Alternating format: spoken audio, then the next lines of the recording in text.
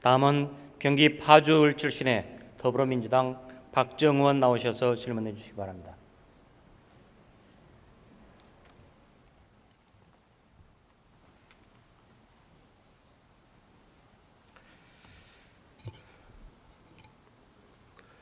존경하는 심재철 부의장님, 국회 부의장님, 그리고 선배 동료 여러분, 경기 파주을 출신 박정희입니다.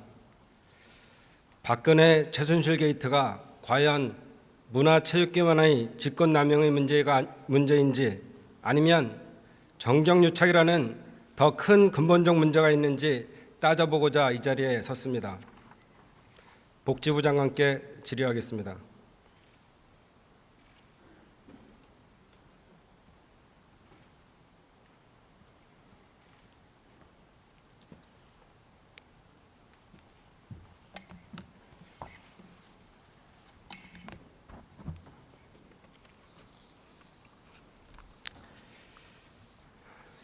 2013년 11월에 기금 운영 경력이 전혀 없는 전 하나은행 부행장 홍한선 씨가 국민연금 기금 운영 본부장으로 임명됐습니까? 알고 있습니까? 네, 알고 있습니다. 네. 홍한선 씨가 최경환 부총리와 대구고 동기동창인 것도 알고 계시죠? 네, 그렇게 들었습니다. 그러면 홍한선 씨가 임명된 후에 일어난 일들 한번 살펴보겠습니다. 작년 5월 26일 날 삼성물산하고 제일모직이 합병을 결의합니다. 6월 24일에는 국민연금은 SK CNC와 SK 합병을 반대했습니다. 그런데 7월 7일 날 홍한선 본부장과 이재용 부회장이 만난 이후에 10일 후 7월 17일 삼성물산하고 제일모직 합병이 성사됐습니다. 어떻게 생각하십니까? 네, 이 국민연금에서는 이 문제에 대해서 이 합병에 아까도 말씀드렸지만은 의결권 행사에서 찬성한 것으로 알고 있습니다. 그 0.35대 1이었죠. 모직하고 물산하고 모직이. 네, 그 자세한 내용은 제가 잘 모르겠습니다. 잘 모르시는구나. 네. 그 물산하고 제일모직의 그 비율이 국민연금은 물산 주식을 더 많이 갖고 있었음에도 불구하고 불리하게 지금 결정을 했습니다. 0.35대 1로. 그리고 또한 외부 전문가들은 0.46대 1 정도가 돼야지 합당하다고 얘기했는데 그거를 반해서 자체 손실을 입음에도 불구하고 결정을 했거든요. 거기에는 이재용 부회장과의 만남이 연관이 있지 않습니까? 제가 그 당시의 상황은 정확하게 알지 못하고 그 이후에 제가 장관 취임한 후에 보고만을 받은 거라서 정확한 내용은 잘 모르고 그러니까 있습니다. 그 최경환 사람 홍한선이 삼성에 큰 선물을 준 거라고 저는 생각하거든요. 어떻게 생각하세요? 당시 그 국민연금에서는 이쪽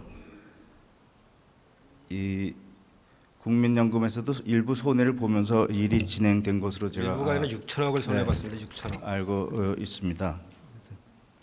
합병 전에 이 국민연금에서 운영하는 게 이제 국민연금에서 직접 운영하는 방법이 있고 또 위탁 운영을 하는 방법이 있는데 그게 합병 의결 되기 2개월 전에 직접 운영하는 거나 위탁 운영하는 거나 다 이쪽 주식을 매도를 했고요. 근데 이 매도를 한 이유는 이제 주택 이 해외 건설 수주가 위축되면서 이 건설 경기가 위축되고 주가가 하락될 거라고 생각을 해서 그때는 매도를 했고 또 합병된 이후에 한 두 달 후에는 앞으로 이 합병하는 효과가 나타날 것으로 생각을 해서 그 다음에 매수를 한 것으로 그렇게 알고 있습니다. 물산 가격이 싸질 때까지 또 이렇게 작업을 한 거죠. 네, 잘 모르시니까. 그래서 이걸 통해서 23.2%의 지분으로 이재용 부회장은 제일모직의 최대 주주로 활약을 하고 있었는데 삼성전자의 경우에는 0.57%밖에 지분을 갖고 있지 않았습니다. 이재용 부회장은 합병을 통해서 총 11.3%의 삼성전자 주식에 대한 지배력을 확보하게 되었습니다. 고용 승계의 프로그램이죠. 경영권 승계. 이 모든 걸 가능하게 한 힘은 국민연금이 삼성 편을 들어줬기 때문입니다. 어떻게 생각하십니까? 그리고 이건 제가 이쪽 전문 분야가 아니라서 정확하게 제가 지금 판단하기는 손실이 얼마나 됐죠? 한 6천억 정도 손실이 있었다고 제가 들었습니다. SK CNC하고 SK 합병에는 반대하던 국민연금이 불과 보름 만에 입병을 바꿔 이렇게 6천억까지 손실을 감수하면서도 삼성이 손을 들어준 이유가 뭡니까? 그건 뭐 제가 정확한 이유는 모르겠고, 그때 이 의결권 행사는 이게 공단 기금운용본부에서 기금 운영권 의결 행사 지침에 따라서 기금의 장기 수익성하고 주주 가치 제고라는 측면에서 결정을 하는 것으로 알고 있고, 전문가들이 그때 많은 논의를 거쳐서 전문가들은 반대했죠.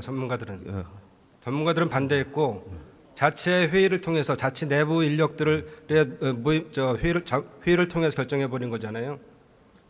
SK 때랑 다릅니다. 그때 충분한 논의가 있었던 것으로 알고 있습니다. 네. 자, 그러면 삼성물산과 제일모직이 합병이 성사되고 불과 일주일 만인 작년 7월 24일하고 25일에 박근혜 대통령은 이재용 삼성전자 부회장 등 대기업 총수 7명을 차례로 만나서 미르재단 기금 출연 요청을 한 것으로 알려지고 있습니다. 이 자리에서 삼성 이재용 부회장과 박근혜 대통령은 서로에게 필요한 것과 이에 대한 보답을 약속한 것이 아닌가 의심이 됩니다. 한번 살펴보겠습니다. 8월 26일 날 일성신약 등 소액주주들은 삼성물산 합병 관련 주식 매수 청구권 가격 조정 소송을 제기하면서 삼성의 잠재적 위험이 나타났습니다. 그 후에 이런 일들이 벌어졌습니다. 삼성은 9월부터 최순실의 비덱스포츠에 30억 원을 지원합니다. 또 10월 26일 날 미르재단에 125억 원을 출연합니다. 박근혜 대통령도 이에 화답해서 10월 27일 시정연설을 통해 원샷법, 노동계약법 등을 조속히 처리해달라고 요구합니다. 그날 대기업들의 상납으로 최순실의 미르재단은 완성되었습니다. 대통령의 또 다른 선물도 있습니다. 작년 12월 21일 박근혜 대통령은 이재용 부회장과 함께 삼성 바이오로직스 제3공장 기공식에 참석했습니다.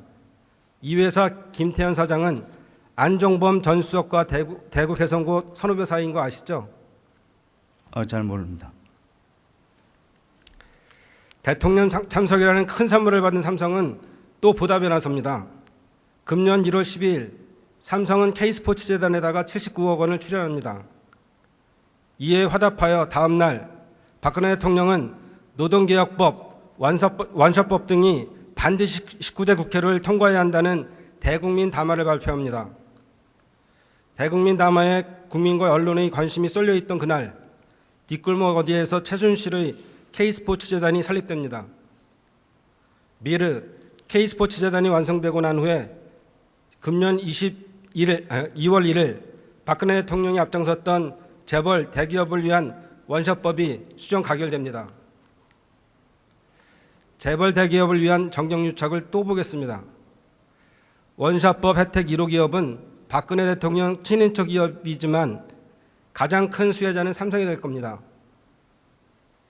보시는 것처럼 원샷법을 통해서 앞으로 이재용 부회장이 최대 주주인 삼성 SDS도 소규모 합병, 삼각 분할 합병 등의 다양한 방법으로 구조조정을 이룰 수 있는 길이 열렸습니다. 정경유착 선물 두 번째입니다. 외국인 투자 촉진법입니다. 박 대통령은 2013년 11월 18일 국회 시정연설에서 조속한 통과를 요구했습니다. 그러나 박 대통령이 주장한 효과는 나타나지 않고 악용 사례만 나타나고 있습니다. 최순실의 측근 차은택이 관여한 CJ E&M은 방사완이라는 외투 기업을 이용해서 30만 평의 땅을 빌리는데 가격은 수천억 대입니다. 연 1%의 임대를 받기로 합니다. 두 번째 사례는 삼성 바이오로직스인데요. 퀸텔 아시아를 이용해서 2011년 인천 송도지구 27만 4천 제곱미터의 수천억짜리 부지를 50년간 무상 임대 왔습니다. 근데 문제는 현재 바이오로직스는 삼성물산, 삼성전자 등이 전체 99%를 보유하고 있고 퀸텔 아시아는 5년 되자마자 빠져나가서 0.08%밖에 안 남아 있습니다. 이런 악용 사례에도 박근혜 대통령은 작년 12월에는 바이오로직스 공장 기공식에 참석했고 금년 5월에는 K컬처밸리 기공식에 참석했습니다. 들어가셔도 좋습니다. 법무부 장관께 질의하겠습니다.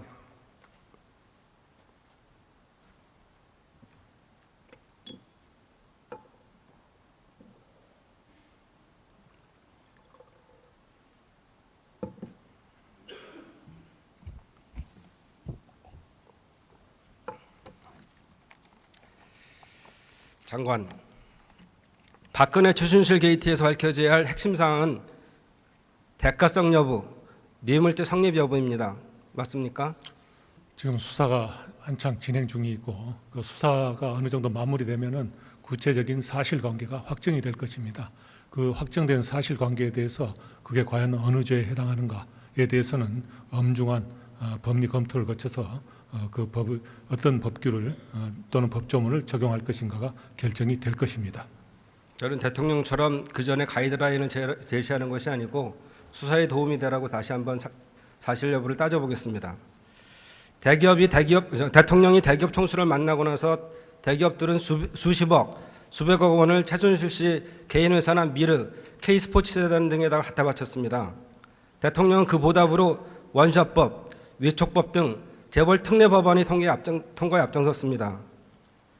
대기업들은 원샷법, 위촉법을 악용해서 막대한 이익을 보았습니다. 대가성과 위법성이 분명히 있다고 보는데 이 부분에 대해서 다시 어떻게 생각하십니까? 예, 이번 사안에 대해서는 그 진상이 명명백백하게 밝혀져서 그 밝혀진 사실관계에 기초해서 어떠한 죄를 물을 것인가가 아마 결정이 될 것입니다. 그래서 그 수사 결과를 지켜보시는 것이 좋을 것 같습니다. 대기업, 재벌기업에 대해서 정경 유착 부분까지 확대해야 한다고 생각하는데 어떻게 생각하십니까? 이번 사건은 여러 번 말씀드렸다시피 전 국민이 주시하고 있는 아주 엄중한 사건입니다. 그렇기 때문에 검찰에서도 이 사건에 대해서는 정말 철저하게 그리고 법률 검토에 있어서도 흐트러짐이 없이 엄중하게 법률 검토를 할 것이라고 생각합니다. 다른 걸 하나 묻겠습니다. 안종범 전 수석의 대구 개성고 성균관대 1년 후배인 강면욱 씨가 500조 원의 국민연금 기금 운영본부장으로 됐습니다. 아십니까? 그건 제가 확인을 못 해봤습니다. 강 본부장은 올 6월 위탁 운영사에게 유형별 벤치마크 지수라는 것을 준수하라고 가이드라인을 제시합니다. 이래서 운영사들은 대형주 위주로 매수를 하고 중소형주를 집중적으로 매도했습니다. 그래서 결과적으로는 시장에서는 코스닥의 폭락으로 약 40조 이상, 코스피까지 약 100조 정도가 국민연금의 잘못된 정책으로 인해 사라졌다고 평가하고 있습니다.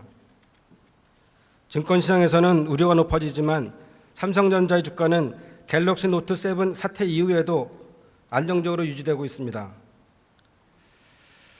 대통령이 뒤를 받쳐주는 사이 삼성은 바이오로직스를 상장을 했고 공모가를 기준으로 1조 5천억 원이 바이오로직스로 들어오고 삼성전자는 구주를 팔아서 6배 이상의 차익을 거둬 7,500원 가량의 현금을 챙기게 됩니다. 이런 대기업과 정치의 결탁 분명히 엄격한 조사해야 되지 않겠습니까? 예, 의원님께서 방금 말씀해 주신 그 의혹에 대해서도 이제 검찰에서 살펴보고 어떤 범법 행위가 있는지 수사를 진행할 것이라고 생각합니다. 수고하셨습니다. 경제부총리께 질문하겠습니다.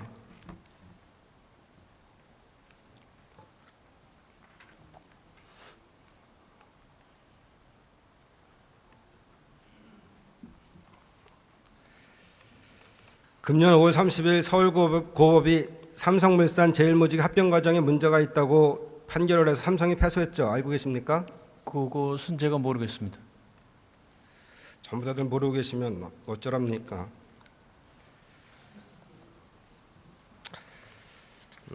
정부 기관이 나서서 오노 일가를 위한 합병을 가능하게 해주고 대통령이 나서서 추가적인 합병 작업을 용이하게 하는 이런 법 개정을 주장하는 것이 과연 경제정의에 적합하다고 생각하십니까? 그래서 의원님이 어떤 것을 가지고 대통령이 나서서 합병을 그 전에 다 보여드렸잖아요, 화면으로. 의원님 혹시 기업활력제고법 그것을 말씀하시는 겁니까? 등해서 원셔법. 원샷법이라고 흔히 얘기하는 기업활력제고법은 대통령뿐만 아니라 정부가 벌써 여러 해 동안 통과시켜야 된다고 주장을 했던 것이고 특정 어떤 기업을 염두에 둔 것이 아닙니다. 자, 국민연금은 지난 7월 대우조선해양을 상대로 489억 원의 손해배상 소송을 했습니다. 예, 그렇다면 6천억 원의 평가 손실을 입힌 삼성을 상대로도 소송을 제기해야 된다고 보지 않습니까? 글쎄요, 제가 국민연금 본부는 아닙니다. 라서 말씀을 드리기는 어렵습니다만은 지금 아까 복지부 장관께서도 답변을 하셨다시피 그 6천억 원이라는 것이 그 시점에서의 손해가 지금 어떻게 시일이 지나서 그것을 보유하고 있는데도 어떻게 되고 있냐는 또 따져볼 일이고요. 그 다음에 삼성물산의 경우는 아마 의혹이 제기된 상태인 건 맞습니다만은 대우조선해양의 경우는 감사원 감사 결과가 의원님도 잘 아시다시피 나와 있기 때문에 국민연금이 손해배상 소송을 제기한 것은 그래서 지금의 상태에서는 두 가지 경우를 똑같이 볼 수는 없다고 생각을 하고 명백한 사실이 밝혀지면 아마도 국민연금본부에서도 조치를 취할 것으로 저는 그렇게 생각을 합니다. 대가성하고 뇌물죄 말씀하시는 거죠? 그런 뜻이 아니고요. 아까 대우조선해양의 경우에는 대가성, 뇌물죄 그런 것하고 관계없이 연금기금에 손해를 미쳤다는 대기업에 대한 말씀드립니다. 그런 감사 결과가 있었고요. 이것도 마찬가지로 손해를 끼쳤다면 그것 자체로도 어떤 형태로 됐든 간에 그것 자체로도 같은 적이 될 텐데 현재로서는 그러한 것에 대한 분명한 증거가 아직 하나도 있지 않은 것으로 알고 있습니다. 네, 수고하셨습니다.